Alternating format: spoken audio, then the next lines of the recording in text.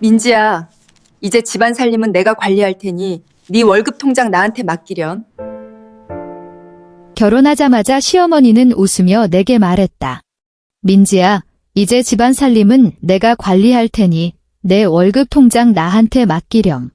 모든 걸 손에 넣었다는 듯한 표정의 시어머니와 옆에서 못 본 척 입을 다물고 있는 남편을 보자 심장이 차갑게 얼어붙었다. 나는 웃으며 카드를 건넸다. 마치 그들에게 충성을 맹세하는 증표라도 바치는 것처럼. 그들은 몰랐다. 그 카드가 내가 그들을 위해 준비한 첫 번째 함정이라는 것을. 바로 다음 날 시어머니가 신이 나서 은행에 달려갔을 때 듣게 될 그 한마디가 이 위선적인 가정이 박살나기 시작하는 신호탄이 될 줄은. 내 이름은 김민지, 32살. 내 결혼식은 친구들 사이에서 부러움을 한 몸에 받는 그야말로 완벽한 그림이었다. 신랑 이동훈, 34살. IT 회사 프로젝트 매니저라는 번듯한 직함을 단 그는 잘생기고 점잖아 보여 앞날이 창창해 보였다. 경기도 일산의 깨끗한 전세 아파트 벽에는 우리의 웨딩 사진이 걸려 있었다. 사진 속 나는 세상을 다 가진 듯 행복하게 웃고 있었다. 하지만 오직 나만이 알고 있었다. 저 미소 뒤에는 1억 원짜리 거짓말이 숨어 있다는 것을. 민지야, 이 대출은 그냥 형식적인 절차일 뿐이야. 우리 둘의 미래를 위한 거라고. 내 창업 프로젝트에 곧 새로운 투자금이 들어올 거니까 이 돈은 금방 갚을 수 있어? 1년 전 동훈 씨는 내 손을 잡고 내가 한때 의심 없이 믿었던 그 진심 어린 눈으로 나를 바라보며 말했다. 창업 때문에 이미 개인 신용을 다 써버려서 내 이름으로 대출을 받는 게 유일한 방법이라고 했다. 나는 그의 가소로운 자존심을 지켜주기 위해 그가 입버릇처럼 말하던 둘이의 창창한 미래라는 허황된 약속을 위해 서류에 사인을 했다. 나, 제약회사 마케팅팀에서 성실하게 일하던 평범한 직장인 김민지는 그렇게 1억이라는 거액의 빚을 떠안게 되었다. 그리고 그의 프로젝트는 당연하다는 듯이 실패했다. 소위 새로운 투자는 신기루처럼 사라졌고 남은 것은 산더미 같은 빚과 독촉장뿐이었다. 그는 좌절하지 않았다. 애초에 그럴 자격도 없었으니까. 수많은 밤을 새우며 그와 함께, 아니, 나 혼자서 싸웠던 건 바로 나였다. 그는 바람 빠진 공처럼 소파에 늘어져 게임이나 하고 있었고 나는 밤새도록 채용 사이트를 뒤지며 그에게 맞는 회사를 추리고 그가 잔뜩 뻥 튀겨 놓았지만 실속은 하나도 없는 이력서를 뜯어 고쳤다. 동훈 씨, 이 프로젝트 경험은 리더십을 부각시키려면 이런 식으로 써야 해. 자기소개서가 너무 추상적이야. 구체적인 사례를 넣어서 내가 문장을 다시 다듬어 줄게. 면접 전에는 이 회사 제품 라인이랑 경쟁사 분석은 필수야. 내가 자료 정리해뒀으니 얼른 봐. 그 시절 나는 내 생명을 태워 그가 지금의 광화문 IT 회사로 가는 길을 닦아주었다고 해도 과언이 아니었다. 그는 내가 공들여 포장해준 이력서와 면접 예상 답변 덕분에 성공적으로 입사했다. 그리고 승진했다. 진짜 프로젝트 매니저가 된 것이다. 그날 그는 의기양양한 목소리로 내게 전화했다. 민지야, 나 오늘 승진 기념으로 부서원들 다 데리고 강남에서 한우 쏜다. 전화기 너머로는 시끄러운 환호와 아첨 소리가 들려왔다. 나는 퇴근길 인파로 가득 찬 비좁은 지하철 안에서 휴대폰을 쥔 채 서 있었다. 주변 사람들의 지친 숨소리만이 가득했다. 입을 열어 축하해라고. 나는? 이라고 묻고 싶었지만 결국 나온 말은 너무 많이 마시지는 마라는 한마디뿐이었다. 그는 전화를 끊을 때까지 내게 고마워라는 말을 단 한마디도 하지 않았다. 단 한마디도. 집에 돌아오니 시어머니가 우리 집 소파에 앉아 있었다. 마치 자기 집 안방인 양 당연하다는 듯이. 나를 보자마자 그녀는 입꼬리를 끌어올렸다. 자랑과 동정이 뒤섞인 묘한 표정이었다. 우리 동훈이가 원래 이렇게 잘났어. 어딜 가나 떡잎부터 남다르다니까. 민지야, 내가 복이 많아서 그래? 우리 동훈이 같은 애한테 시집 왔으니. 나는 가방을 내려놓았다. 공기 중에 진동하는 그녀의 독한 향수 냄새에 속이 울렁거렸다. 복이 많다고? 그래, 그 잘난 아들 대신 1억 빚을 짊어질 기회를 얻고 지칠 줄 모르는 기계처럼 그 인간의 인생의 벽돌 한 장 한 장 쌓아 올려줄 기회를 얻었으니 이 얼마나 큰 복인가. 나는 결혼을 하고 그가 안정적인 직장을 구하면 우리가 함께 노력해서 그 빚을 차근차근 갚아나갈 수 있을 거라고 생각했다. 나는 순진하게도 결혼이 안식처가 될 거라고 믿었다. 하지만 틀렸다. 그들 가족에게 결혼은 나를 더 합법적으로, 더 당당하게 착취할 수 있는 새로운 도구에 불과했다. 진짜 지옥은 결혼식이 끝나고 바로 다음 날부터 시작되었다. 그날 아침은 햇살이 좋았다. 나는 아직 신혼이라는 사실이 꿈처럼 아득하게 느껴졌다. 시어머니는 부르지도 않았는데 찾아왔다. 손에는 아마도 본인 딴에는 모성애가 듬뿍 담긴 것이라 생각했을 사골국 냄비가 들려 있었다. 그녀는 동훈 씨를 주차하러 보낸 뒤 내 옆에 다가와 생글생글 웃으며 손을 잡았다. 손은 따뜻했지만 그녀가 뱉어내는 말들은 심장에 박히는 얼음 쏜 것 같았다. 민지야, 이제 결혼했으니 진짜 한 가족이잖니. 동훈이 걔는 사내 자식이라 돈 쓸 줄만 알지. 재테크는 영 젬병이야. 다 너희들 좋으라고 하는 소린데 앞으로 집안 살림은 내가 도맡아 관리할게. 내 월급 통장 나한테 주면 내가 매달 너희 쓸 용도는 딱 정해서 주고 나머지는 착실하게 모아줄게. 나중에 집도 사야 하고 애도 낳아 키워야지. 온몸에 피가 차갑게 식는 것 같았다. 나는 고개를 들어 상냥해 보이지만 눈빛 속에는 교활함과 탐욕이 번뜩이는 그녀의 얼굴을 보았다. 나는 무의식적으로 현관 쪽을 쳐다봤다. 마침 동훈 씨가 들어오고 있었다. 나는 그에게 눈빛으로 애원했다. 제발, 엄마, 민지가 알아서 잘할 거예요라는 말 한마디라도 좋으니 내 편을 들어달라고. 하지만 그는 그러지 않았다. 그는 내 시선을 피하며 어물쩍 맞장구를 쳤다. 아, 민지야, 엄마가 경험도 많으시고 다 우리 잘 되라고 그러시는 거지? 우리 잘 되라고. 참으로 익숙한 화법이었다. 처음 대출 서류에 사인하라고 할 때도 그는 우리의 미래를 위해서라고 말했다. 이제 내 생계가 달린 월급 통장을 빼앗으려 하면서도 그들은 또 우리 잘 되라고 말하고 있었다. 그 순간 머릿속에서 무언가 툭 하고 끊어지는 소리가 났다.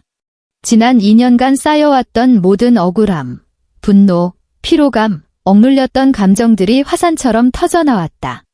하지만 목구멍을 뚫고 나오기 직전 나는 그것을 억지로 다시 삼켰다. 나는 눈앞의 모자를 보았다.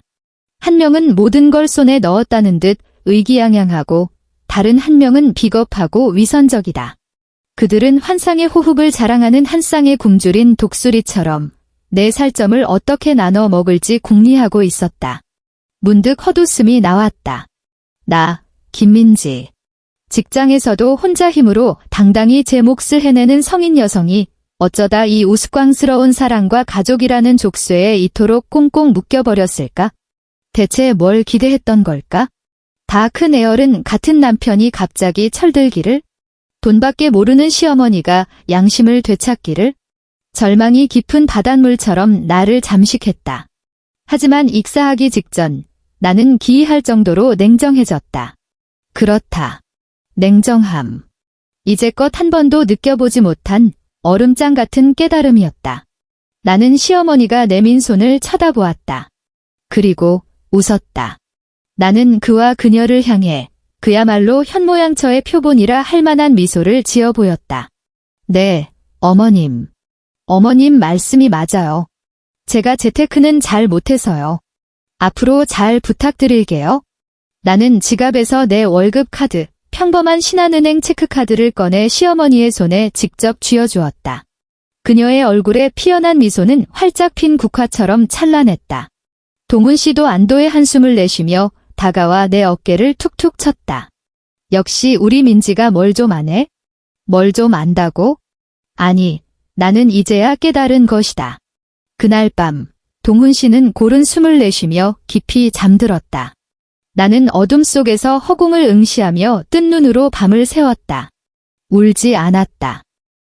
눈물 한 방울 나오지 않았다. 나는 조용히 몸을 일으켜 노트북을 켰다. 어둠 속에서 오직 모니터 불빛만이 내 무표정한 얼굴을 비추고 있었다. 인터넷 뱅킹에 접속했다. 눈을 찌르는 듯한 1억 원짜리 대출 약정서. 대출자 칸에는 내 이름, 김민지가 선명하게 적혀 있었다. 그리고 연대보증인 칸에는 이동훈의 서명이 있었다. 나는 계약서 전자 파일을 다운로드해 암호화된 폴더에 저장했다. 그리고 지난 2년간의 계좌 이체 내역을 열었다.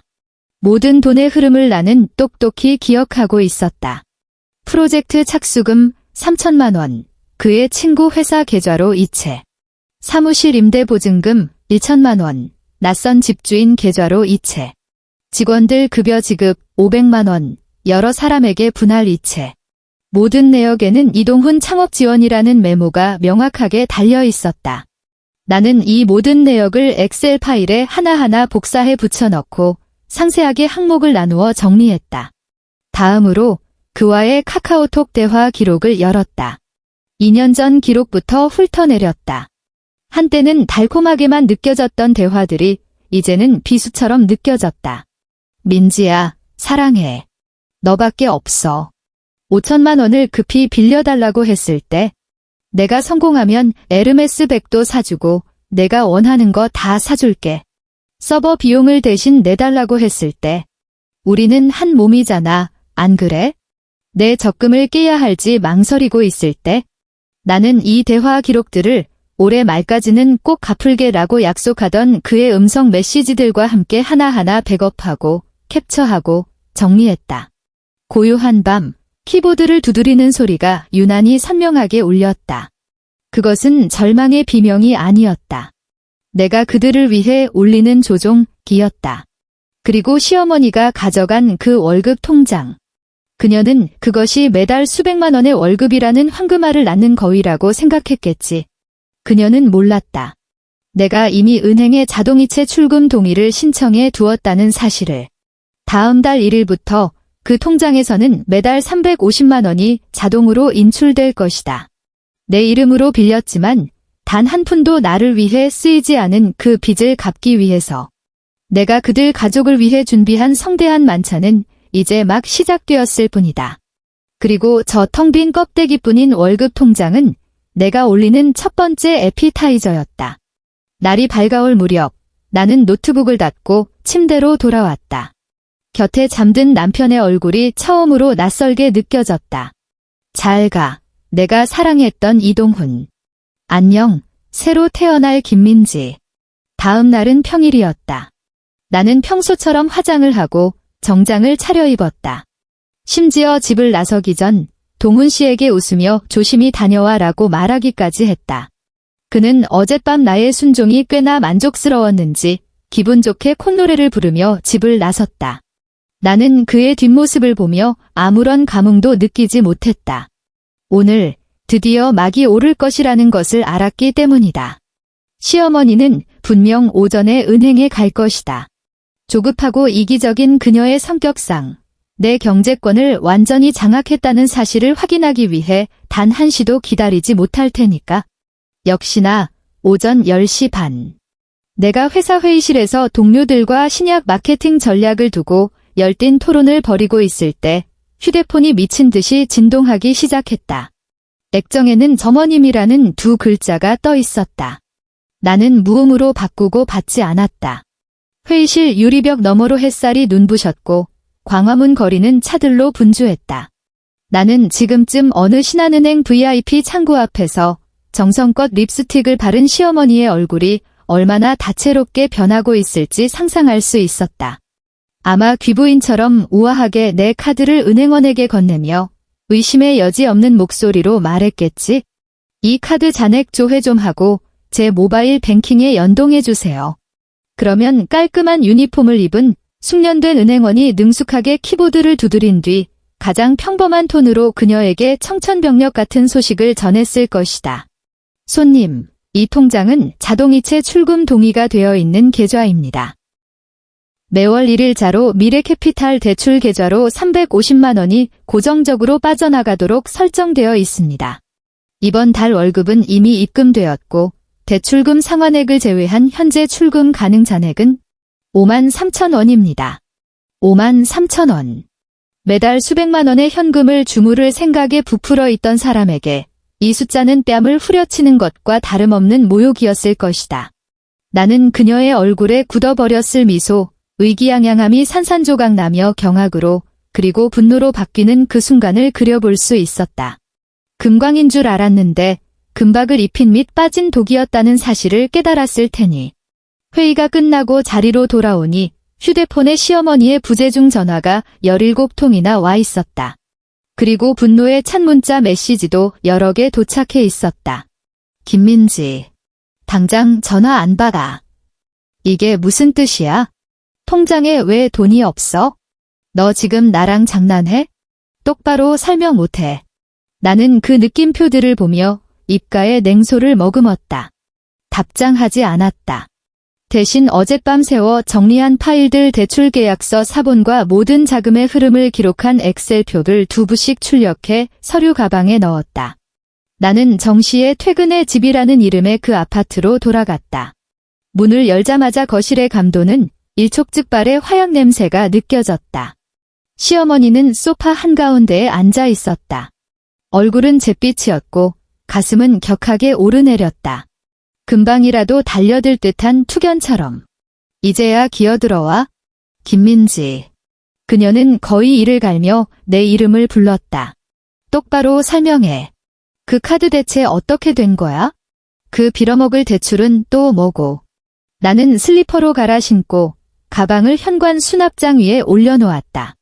아무 일도 없었다는 듯 태연한 동작이었다. 그녀가 예상했을 당황한 기색도 예전처럼 고개를 숙이는 모습도 보이지 않았다. 나는 그저 조용히 그녀 앞으로 걸어가 서류 가방에서 파일들을 꺼내 테이블 위에 가볍게 올려놓았다. 어머님, 일단 진정하세요. 말씀하신 대출은 바로 이거예요. 나는 대출 계약서를 그녀 앞으로 밀어주며 핵심 정보를 손가락으로 짚었다. 대출 총액 1억 원, 대출자는 저, 매월 상환금 350만 원. 아, 그리고 여기요. 나는 오른쪽 하단을 가리켰다. 연대보증인 이동훈 씨의 자필 서명입니다. 시어머니의 시선은 이동훈이라는 세 글자에 못 박힌 듯 고정되었다. 얼굴에서 핏기가 순식간에 사라졌다. 그녀는 믿을 수 없다는 듯 고개를 들었지만 입술만 파르르 떨 뿐 한마디도 하지 못했다. 나는 깔끔하게 출력된 엑셀표를 다시 집어들었다. 그리고 이 돈이 어디에 쓰였는지도 제가 정리해왔어요. 보세요. 첫 번째 3천만 원은 동훈 씨 창업 프로젝트 착수금, 두 번째 1천만 원은 사무실 보증금, 마지막은 회사 정리할 때 직원들 퇴직금으로 지급된 돈이에요. 모든 내역은 은행 이체 기록으로 증명 가능하고요. 이 1억 원 중 단 한 푼도 제 자신을 위해 쓰인 돈은 없습니다. 내 목소리는 크지 않았지만 한 글자 한 글자가 못이 되어 이 집의 가장 취약한 거짓말 위에 정확히 박혔다. 바로 그때 문이 다시 열렸다. 이동훈이 돌아왔다. 아마 엄마의 다급한 전화를 받고 달려왔을 것이다. 그는 문을 열자마자 이 살얼음판 같은 광경을 마주했다. 그의 얼굴에 스친 당혹감은 금세 사라지고 그는 가장 역할을 하려는 듯 표정을 가다듬었다. 그의 첫 반응은 쓰러지기 일보 직전인 어머니도 증거가 명백한 대출 계약서도 아닌 나를 향한 것이었다. 그는 눈살을 찌푸리며 나를 나무라는 투로 말했다. 민지야, 대체 어떻게 된 거야? 통장에 대출 걸려 있는 걸 왜 엄마한테 미리 말씀드리지 않아서 이런 오해를 만들어. 나는 그를 보았다. 내가 한때 사랑했던 남자. 이 순간 그의 얼굴에 떠오른 저 뻔뻔한 위선의 생리적인 역겨움이 치밀었다. 오해. 감히 오해라는 단어를 입에 올리다니? 나는 웃었다. 폐부 깊은 곳에서부터 차오르는 끝없는 조소가 담긴 냉소였다. 이동훈 씨, 내가 왜 미리 말을 안 했냐고? 나는 똑바로 서서 처음으로 그를 내려다보는 자세로 말했다. 우리가 이 대출 계약서에 사인한 날부터 내가 당신한테 몇 번이나 부탁했지? 당신 부모님께 사실대로 말씀드리고 같이 해결 방법을 찾자고. 더 이상 허세 부리지 말고 개인 워크아웃이라도 신청하자고. 그때마다 당신, 뭐라고 대답했어? 나는 그의 말투를 흉내내며 또박또박 말했다. 민지야, 조금만 더 기다려줘. 다음 프로젝트는 무조건 성공할 거야. 지금 말씀드리면 부모님이 걱정하시잖아. 내 체면이 뭐가 돼? 나만 믿어. 내가 다 알아서 할 수 있어? 이동훈 씨, 당신이 매번 내 입을 막았잖아. 매번 조금만 더 기다려 달라고 했던 게 당신이잖아. 그런데 이제 와서 불리해지니까 모든 책임을 나한테 떠넘기면서 내가 가정의 평화를 깨는 장녀라도 되길 바라는 거야? 어림도 없지. 내 목소리는 점점 커졌고 모든 단어에는 2년간 억눌러온 분노와 실망이 담겨 있었다. 당신 자존심 지키는 게 그렇게 중요했잖아. 부모님 앞에서 뭐든 다 해내는 잘난 아들 노릇하고 싶었잖아. 이제 와서 거짓말이 들통나니까 그 모든 책임을 나한테 뒤집어 씌우고 싶어. 당신 뜻대로는 안 될 거야. 이동훈은 내 거침없는 추궁에 말문이 막힌 채 얼굴이 하얗게 질렸다가 붉어지기를 반복했다. 그는 아마도 늘 순종적이고 모든 것을 감내하던 김민지가 갑자기 날카로운 발톱과 이빨을 드러낼 줄은 상상도 못했을 것이다. 시어머니가 마침내 충격에서 벗어났다. 그녀는 소파에서 벌떡 일어나 내 코앞에 손가락질하며 소리쳤다. 너 이 독한 것. 너 처음부터 다 계획한 거지? 이 사기꾼 같은 년. 우리 동훈이가 어쩌다 너 같은 계집애한테 장가를 와서. 파혼이야. 아니, 이혼해. 당장 이혼해. 이혼이요. 나는 그녀를 무심히 쳐다보았다. 마치 나와 상관없는 이야기를 듣는 사람처럼. 좋아요.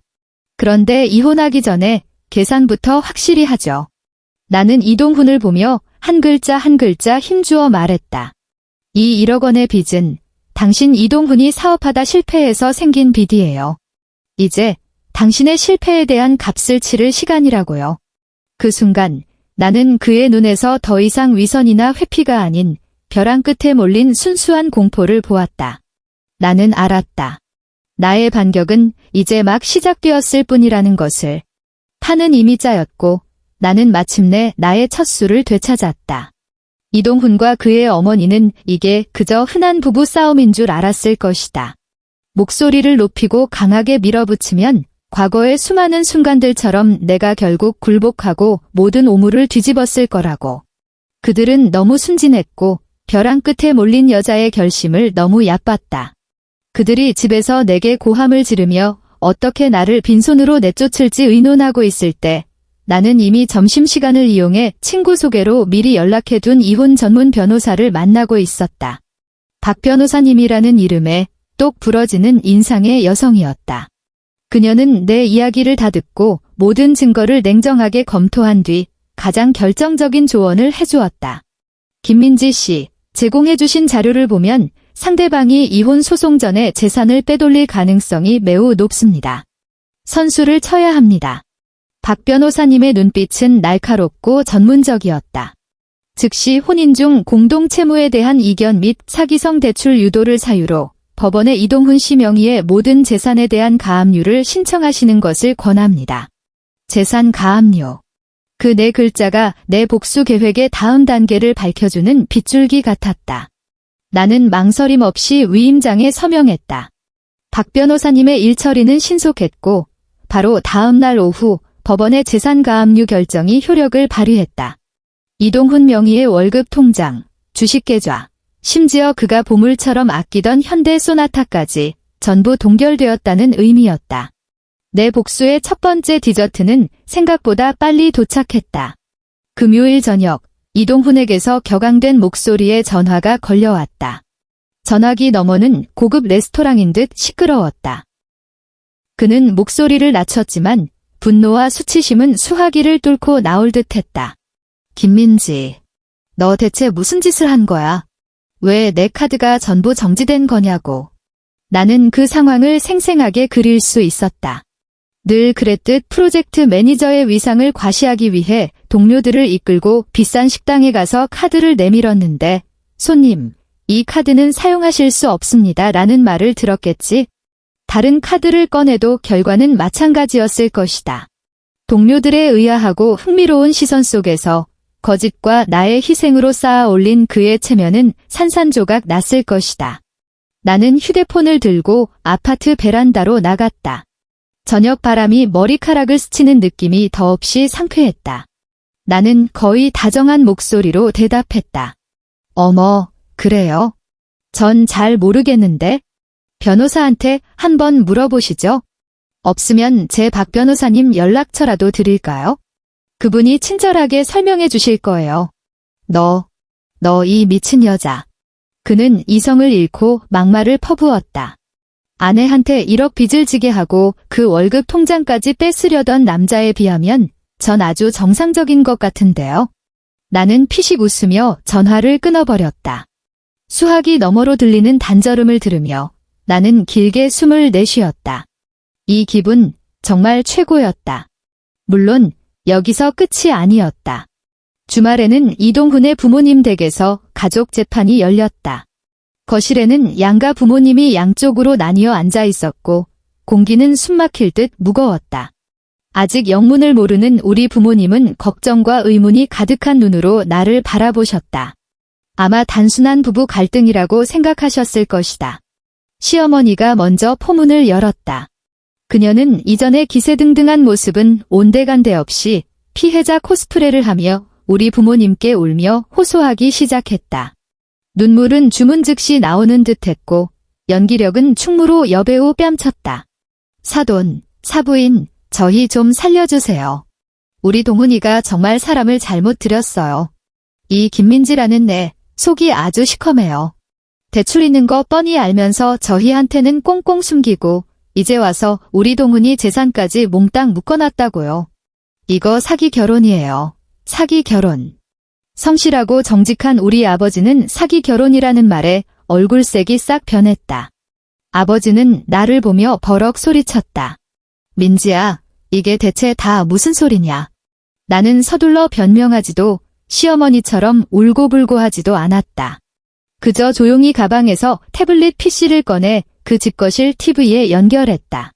아빠, 엄마, 일단 진정하세요. 저를 판단하시기 전에 먼저 다 같이 보셨으면 하는 게 있어요. 나는 재생 버튼을 눌렀다. TV 화면에 가장 먼저 나타난 것은 이동훈과 나의 카카오톡 대화 기록 캡처 화면이었다. 한 화면에는 그의 메시지가 떠 있었다. 자기야, 프로젝트에 문제가 좀 생겨서 500만 원만 급하게 융통해 줄 수 있을까? 월말에 바로 갚을게. 다음 화면에는 내가 그에게 돈을 이체한 내역이 떴다. 곧이어 또 다른 캡처 화면. 여보, 이번에도 부탁 좀 할게. 중요한 클라이언트 접대해야 하는데 카드 한도가 꽉 차서 수백만 원에서 수십만 원까지 지난 2년간 그가 온갖 그럴듯한 핑계를 대며 내게서 빌려간 돈의 기록이 화면을 채웠다. 모두 합쳐 3천만 원이 넘는 돈이었다. 이것은 1억 대출과는 별개였다. 이어서 화면이 바뀌고 음성이 재생되기 시작했다. 내가 정리해둔 그의 감정에 호소하던 음성 메시지들이었다. 민지야, 맹세할게. 이게 진짜 마지막이야. 이번 프로젝트만 성공하면 내가 빌린 돈 다 갚고 너 정말 호강시켜줄게. 그의 목소리는 당시에는 무척 진심 어리게 들렸지만 텅 빈 거실에 울려 퍼지는 지금은 우스꽝스럽고 귀에 거슬릴 뿐이었다. 내가 약속할게. 올해 연말까지는 무조건 다 갚는다. 나 이동훈, 말하면 지키는 사람이야. 영상은 5분 남짓으로 길지 않았다. 하지만 그 5분 동안 거실은 물을 뿌린 듯 조용해졌다. 나는 우리 아버지의 얼굴이 처음의 의혹에서 경악으로 그리고 억누를 수 없는 분노로 변하는 것을 볼 수 있었다. 어머니의 눈가는 붉어져 있었다. 그녀는 TV 화면 속 한때 그토록 칭찬했던 사위를 실망과 마음 아픈 눈빛으로 바라보고 있었다. 이동훈의 부모님 표정은 더욱 가관이었다. 시어머니의 울음소리는 멎어 있었고 그녀는 물 밖으로 나온 물고기처럼 입만 뻐끔거렸다. 시아버지는 고개를 숙인 채 담배만 연신 피워댔다. 얼굴은 잿빛으로 변해 있었다. 영상이 끝나고 화면이 어두워졌다. 나는 몸을 돌려 우리 부모님을 바라보았다. 목소리는 조금 떨렸지만 더없이 또렷했다. 아빠, 엄마. 걱정 끼쳐드려 죄송해요. 이게 두 분이 그토록 칭찬하시던 장래가 유망한 청년의 진짜 모습이에요. 이게 제가 지난 2년간 해온 결혼 생활이고요. 내 말은 아버지의 인내심을 무너뜨린 마지막 지푸라기였다. 아버지는 벌떡 일어나 맞은편에 앉아 입도 뻥긋 못하는 이동훈을 손가락으로 가리키며 온몸을 떨었다. 이 천하의 몹쓸 놈. 내가 내 딸한테 어떻게 이럴 수가 있어? 가족 재판은 그렇게 파국으로 끝났다. 우리 부모님은 내 손을 잡고 두 번 다시 돌아보지 않고 그 역겨운 공간을 빠져나왔다. 집으로 돌아오는 차 안에서 어머니는 내 손을 꼭 잡고 계속 눈물을 흘리셨다. 내 불쌍한 딸. 왜 진작 말 안 했어? 나는 어머니의 어깨에 기대 2년 만에 처음으로 눈물이 흐르는 것을 내버려 두었다.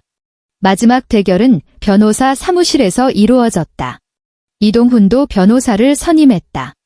상대 측 변호사는 그 1억 원의 빚을 혼인 생활 유지를 위해 발생한 공동채무로 규정하고 내가 절반인 5천만 원을 부담해야 한다고 주장했다. 기가 차네요. 내 박 변호사님은 상대의 주장을 듣고는 가소롭다는 듯 콧방귀를 뀌었다. 그녀는 서류 봉투에서 나의 마지막 카드이자 가장 치명적인 한 방을 꺼내 들었다. 그것은 각서였다. 결혼 전 이동훈이 내게 직접 써준 각서. 나는 그날을 기억한다. 1억 원 대출 서류에 사인을 한 후 내내 마음이 불안했던 날.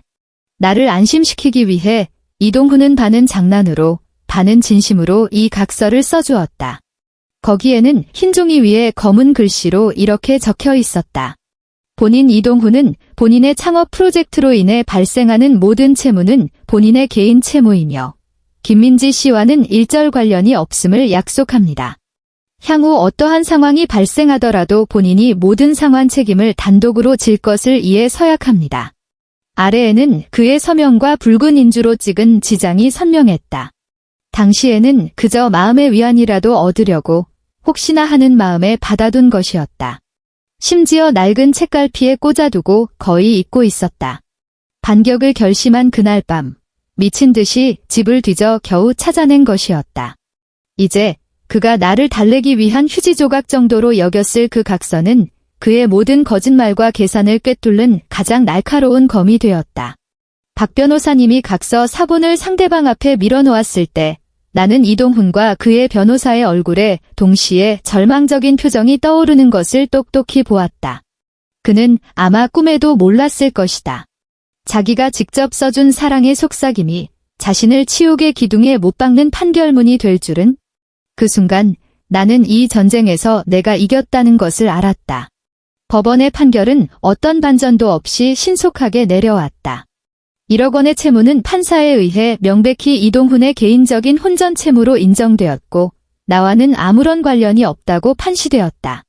뿐만 아니라 법원은 내 요구를 받아들여 이동훈이 연애 및 결혼 기간 동안 각종 명목으로 내게서 빌려간 3천여만 원 또한 상환해야 한다고 판결했다.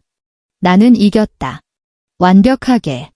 반면 이동훈의 인생은 내가 승소 판결을 받은 그 순간부터 곤두박질치기 시작했다. 그는 1억 3천만 원에 달하는 거액의 빚을 혼자 짊어져야 했을 뿐만 아니라 내가 신청했던 재산가압류 기록은 그의 신용보고서에 거대한 오점으로 남았다. 그가 다니던 회사는 직원의 신용과 안정성을 무엇보다 중시하는 곳이었다. 얼마 지나지 않아 나는 예전 동료를 통해 그가 개인 재무 및 신용 문제로 프로젝트 매니저 자리에서 강등되어 평범한 개발자가 되었고 월급도 대폭 삭감되었다는 소식을 들었다. 내 피땀으로 쌓아 올린 그의 거짓된 후광은 마침내 완전히 꺼져버렸다.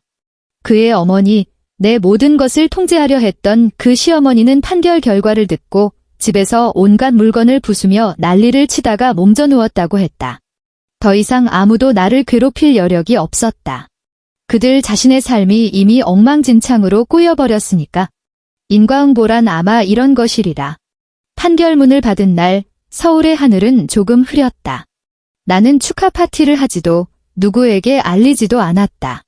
내가 가장 먼저 한 일은 휴대폰을 꺼내 이동훈과 그의 어머니, 아버지, 그리고 그와 관련된 모든 친척들의 연락처를 하나씩 전부 차단하고 삭제한 것이었다.